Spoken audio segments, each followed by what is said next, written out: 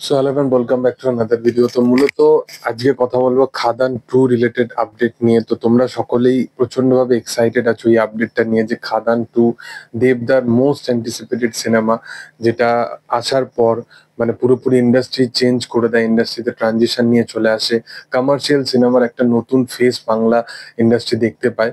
তো মূলত এই সিনেমার সিকুয়েল কবে আসতে চলেছে?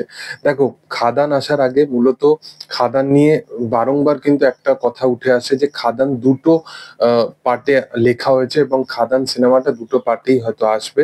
মূলত সেখানে কাহিনীর কন্টিনিউয়েশন থাকতে চলেছে এবং ছবির একদম অন্তিম পর্যায়ে খাদান 2 নিয়ে তারা কিছু একটা পোস্ট ক্রেডিট সিন বা সামথিং কিছু রেখেছে। বাট খাদান যখন সিনেমাটা বড় পর্দায় আসে, তখন কিন্তু আমরা যেটা দেখতে পাই যে পার্ট 2 নিয়ে জাস্ট তারা একটা ছোট্ট একটা অ্যানাউন্সমেন্ট করে, বাট পার্ট 2 এর কিন্তু কি হবে না হবে সেই বিষয়গুলোর ব্যাপারে কিন্তু আমরা পুরোপুরি জানি না। তো মূলত খাদান 2 নিয়ে যেটা আপডেট উঠে এসছে সেটা হচ্ছে যে খাদান 2 এর মোটামুটি সম্ভবত স্ক্রিপ্টিং তো লক হয়ে গেছে, যেহেতু শুটিং নিয়ে এখন ভাবনা চিন্তা চলছে এবং কিছু কিছু পয়েন্ট যেগুলো উঠে আসছে, যেগুলো উপর বেসড করে হয়তো খাদান 2 হতে পারে। মূলত এখানে খাদানের যেটা মানে পার্ট 2টা যেটা হবে, সেই পার্ট 2 এর শুটিং হয়তো 2026-এর অন্তিম দিক থেকে বা 2026-এর অগাস্ট সেপ্টেম্বর করে এর শুটিং শুরু হবে, বা হয়তো 2026-এর শুরুর দিকে শুটিং শুরু হবে যদি 2026-এর তারা ক্রিসমাসের সময় আনার প্ল্যান করে। তবে না হলে রাদার দেন এই সিনেমাটা কিন্তু 26-এর অন্তিমেতেই শুটিং শুরু হবে।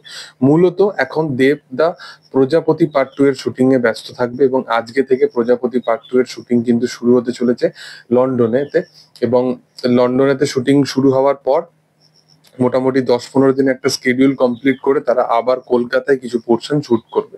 তো তারপরেই এই শুটিং পুরোপুরি র্যাপ আপ হয়ে গেলে হয়তো সচরাচর তাকে আমরা খাদান 2 এর শুটিং এর জন্য প্রিপেয়ার হতে দেখতে পাবো।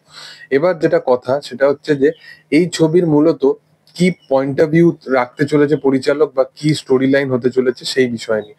মূলত এখানে তোমরা জানো যে খাদানের যেটা একটা মোস্টলি যেটা নেগেটিভ একটা ইম্প্যাক্ট ছবিটা থেকে বেরোয় বা নেগেটিভ পয়েন্ট যেটা বলতে পারো, সেটা হচ্ছে যে সেখানে শ্যাম মাহাতোর যে ক্যারেক্টারটা ছিল সেই চরিত্রটাকে ভালো করে বিল্ড আপ দেওয়া হয়নি। মানে ফার্স্ট হাফটা প্রচন্ড ফার্স্ট পেসে এগোয়। এটা নিয়ে দেবদা ডিসকাশনেও বলেছে যে সেটা কি হয়, একটা কমার্শিয়াল ছবি একটা স্বল্প বাজেটের মধ্যে তাদেরকে পুরো গল্পটাকে তার মধ্যে নিয়ে আসতে হয়। তো সেই কারণে তারা কোথাও গিয়ে প্রথম ফার্স্ট হাফটা কোথাও গিয়ে তারা খুব মানে ফার্স্ট পেজের মধ্যে রাখে। এবার এখানে সেই ক্যারেক্টারটার কোথাও গিয়ে ব্যাক স্টোরি দেখানো হবে। শ্যাম মাহাতো এবং যিশু সেনগুপ্তর চরিত্রটা, এই দুজনের কেমিস্ট্রিটাকে আরো পরিষ্কারভাবে শার্প ভাবে বিল্ড আপ দেওয়া হবে। এছাড়া মধুর যে ক্যারেক্টারটা, সেই চরিত্রটাকে আরো আলাদাভাবে বিল্ড আপ দেওয়া হবে যে চরিত্রটা এখন কে।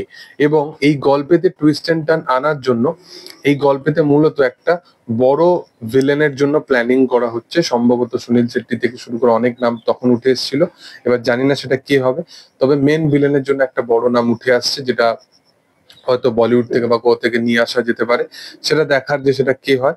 তবে প্রথম পার্টে কিছু কিছু চরিত্র আছে, যেমন যিশুদা এবং আরো কিছু চরিত্র আছে, যে চরিত্রগুলোকে হয়তো আমরা পার্ট 2 তে দেখতে পাবো। এছাড়া ইদিকা পাল এরা তো থাকতেই চলেছে, হয়তো যদি ব্যাক স্টোরি দেখানো হয় তাহলে হয়তো বরখার চরিত্রটাকেও দেখাতে পারে। দেখার যে সেটা আপকামিং দিনে কি হয়। তবে তোমাদের কি বক্তব্য এই বিষয় নিয়ে, তোমরা কতটা এক্সাইটেড অবশ্যই কমেন্ট সেকশনে জানাতে পারো। ভিডিও যদি ভালো লেগে থাকে অবশ্যই লাইক করো, শেয়ার করো, সাবস্ক্রাইব করো চ্যানেলটিকে এবং পাশে থাকা বেল আইকনটা অবশ্যই প্রেস করে দিও। Thank you all, by.